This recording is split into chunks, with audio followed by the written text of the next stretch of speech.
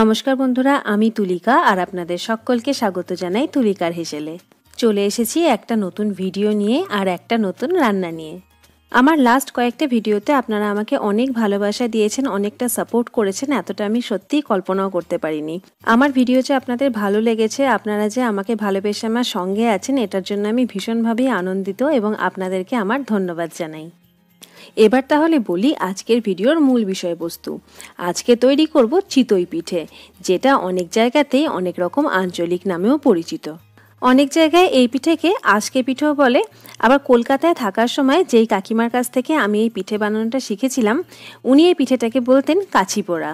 রান্না তো দেখাবই, তার আগে ভাবলাম সকালের এই মনোরম পরিবেশটা একটু আপনাদের সঙ্গে শেয়ার করি।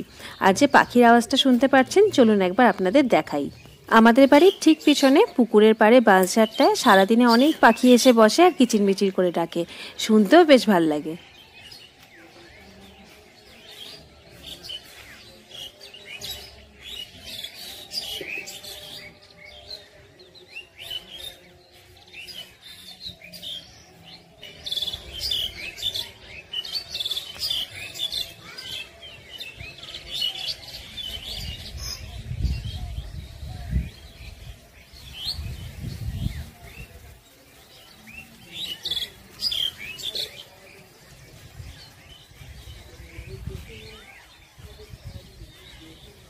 অনেকটা বেলা হয়ে গেল, প্রথমে চালটা ভিজিয়ে দিই, বিকালে আবার পিঠেগুলো তৈরিও করতে হবে।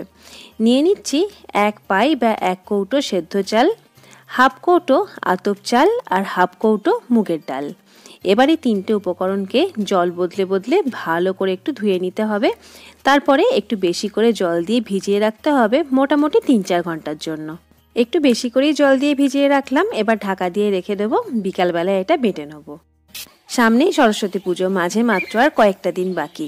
আমাদের পাড়ায় জানেন তো, বাচ্চাগুলো খুব ধুমধাম করেই সরস্বতী পুজো করে। আমার মেয়ে সহ পাড়ার সব বাচ্চাগুলো এখানে দাঁড়িয়ে দাঁড়িয়ে চাঁদা তুলছে। যত গাড়ি সাইকেল আসছে সবার কাছ থেকেই চাঁদা নিচ্ছে, কিন্তু কোনো চাহিদা নেই, যে ইচ্ছা মতো যত টাকা দিচ্ছে ওরা সেটাই খুশি মনে নিয়ে নিচ্ছে। ছোটবেলায় সরস্বতী পুজোর মজাই আলাদা। এই হচ্ছে আমাদের বাড়ির আরও 2জন মেম্বার, এদের নাম হলো চুনিয়া আর মুনিয়া। আমার মেয়ে যখন হয়েছিল তখন ভাই এই পাখি দুটোকে নিয়ে এসেছিল, খুব ছোট্ট, ওকে দেখাবে বলে। সেই জলখাবার বেলায় চালগুলো ভিজিয়েছিলাম, 3-4 ঘন্টার বেশি হয়ে গেছে। চালগুলো ভালো করে ভিজেও গেছে। এবার জল থেকে তুলে মিক্সির জারের মধ্যে দিয়ে এগুলোকে বেটে নেব। অল্প করে একটুখানি জল দিয়ে দেবো চালের সাথে, যাতে বাটাটা বেশ মিহি হয়। চিতই পিঠের ব্যাটারটাও পাতলা হবে বটে, তবে সরু চাকলি পিঠের মতো অতটা পাতলাও নয়। একটু মিহি করে বাটতে হবে, তাতে পিঠেগুলো বেশ সুন্দর তৈরি হবে।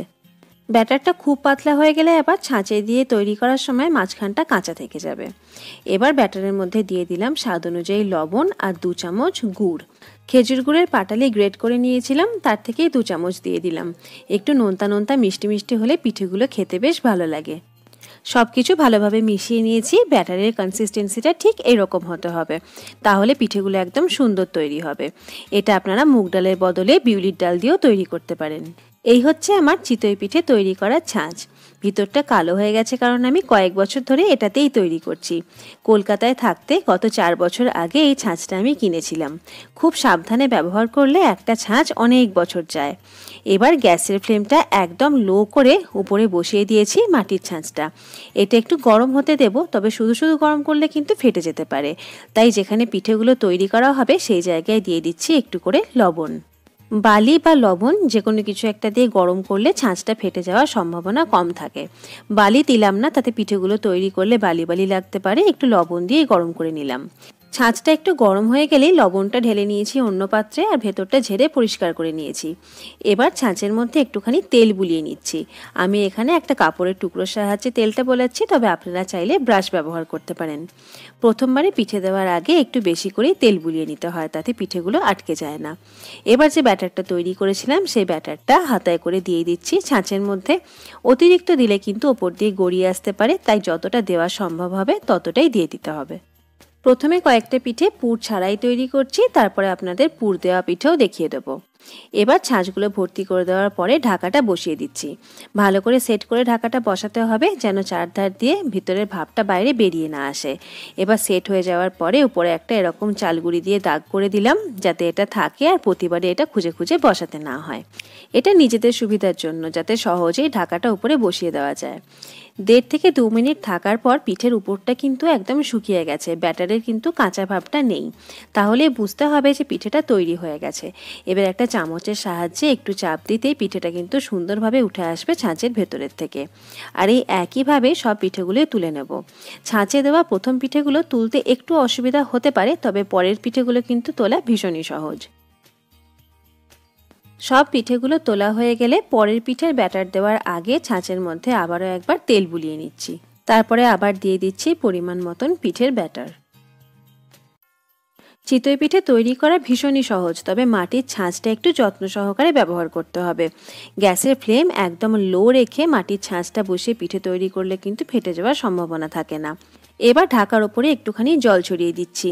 এটা প্রতিবারই দিতে হবে এমনটা নয়, 2-3 বার করার পরে যখন ছাঁচটা একটু বেশি গরম হয়ে যাবে তখন ওপরে একটুখানি জলে ছিটিয়ে দিয়ে দিলে তাপটা একটুখানি কমে যাবে, তাতে ছাঁচটা ভালো থাকবে। এইবারের পিঠেগুলো তৈরি হয়ে গেছে, একইভাবে চামচের সাহায্যে তুলে নিচ্ছি।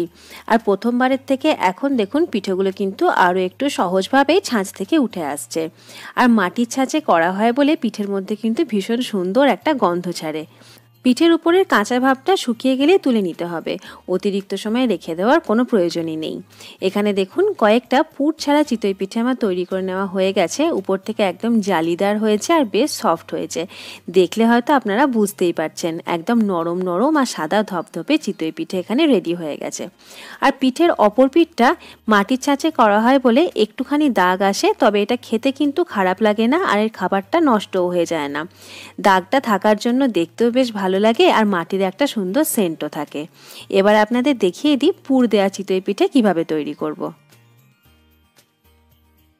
ব্যাটার দেওয়ার আগে ছাঁচের মধ্যে আমি তেল বুলিয়ে নিয়েছিলাম, তারপর আগের বারের মতো একইভাবে সমস্ত ছাঁচগুলোকে ব্যাটার দিয়ে ভর্তি করে নিচ্ছি। প্রসেসটা আগের বারের মতো একই রকম হবে, তবে যেগুলো পুর দেব সেগুলো ব্যাটার দেওয়ার সঙ্গে সঙ্গেই একটু করে নারকোলের মিষ্টি পুর বসিয়ে দিচ্ছি পিঠের মাঝখানেই। ব্যাটারটা শক্ত হয়ে যাওয়ার আগেই কিন্তু দিতে হবে, ব্যাটারটা শক্ত হয়ে গেলে কিন্তু পুরটার ভেতর দিকে যাবে না।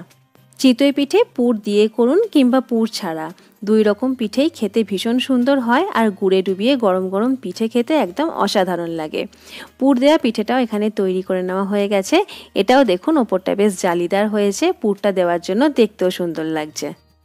বেশ অনেকগুলো পিঠেই আমার তৈরি করে নেওয়া হয়ে গেছে আর ঘরের সবাই ওয়েট করছে টেস্ট করার জন্য। টেস্টটা কেমন হলো আপনাদেরও একবার দেখাই। খুব ভালো হয়েছে।